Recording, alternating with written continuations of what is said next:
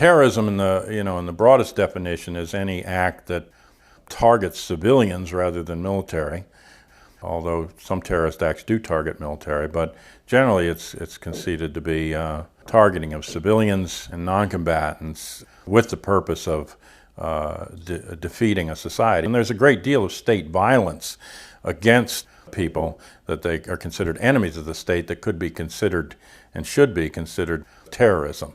However, the states define terrorism as acts of either asymmetrical warfare, where a less armed and capable group is trying to have some influence, might even be self-defensive, and using terrorist tactics in order to dissuade. I think the human community avoids violence as much as possible because of our memory of violence. And when you choose violence, you're not only harming the person you're choosing as the enemy, you're harming yourself.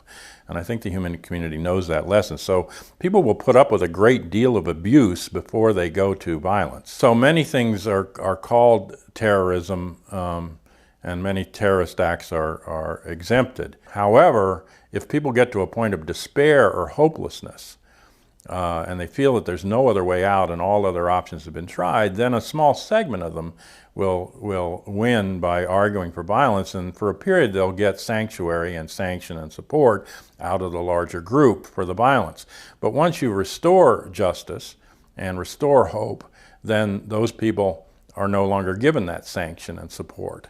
And that's really the only way out of the cycle. To respond to terrorism with counterterrorism and violence, in the end, only creates more victims and more anger. So terrorism